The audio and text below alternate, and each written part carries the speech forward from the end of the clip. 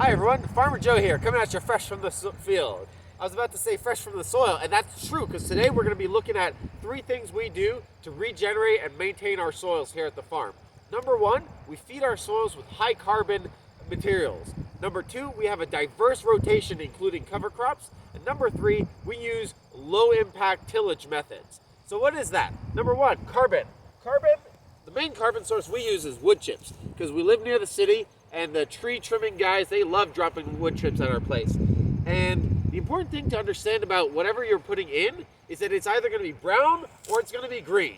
If it's brown, it's high in carbon. If it's green, it's high in nitrogen. And those 2 elements are a careful balance as we're incorporating organic matter into our soil.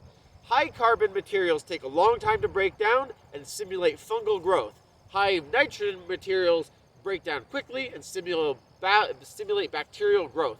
And generally speaking, in a vegetable farm, we have a much more bacterial soil than fungal soil. But fungi are important because they have long mycorrhizal networks that stretch throughout the soil and are super important to holding it together and to optimizing the way that the whole soil ecosystem is working together. And so we apply the carbon-rich materials. We also grow high carbon cover crops. Like this is a rye cover crop that was cut when it was mature. So this is rye that's not mature. Well, that's a rye and clover. But this right here, this grass is rye, not mature. So this would just like stimulate the bacterial growth, activity, release nutrients. It does a lot of good stuff, but it doesn't build long-term organic matter. It doesn't build humus as you might know it. Carbon does. So rye at a carbonation state plus wood chips, and we put it on and we get this thick layer of look at this, it's like molding and like you got the white hypha on there, and so that's a sign that everything's going well.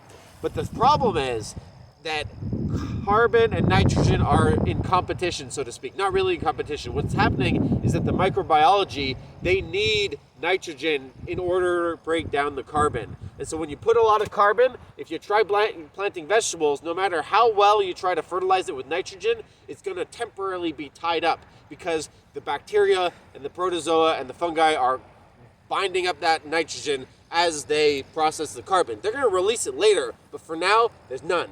And so what we do is we apply the high carbon material at the beginning of a 3-year cover crop sequence in our rotation.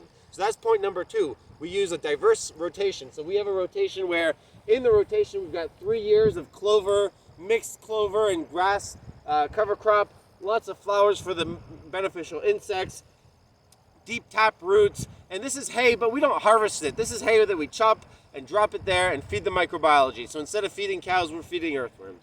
And the third thing we do is low impact tillage. Because now that you've got this big old clover cover crop, how are you going to get rid of it? How am I going to grow spinach here in 3 years?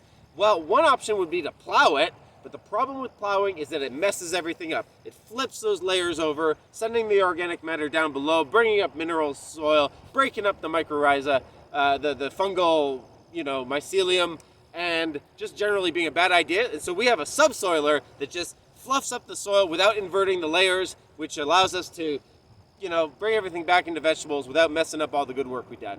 So there you go, 3 things we do. Enjoy the video and see you soon.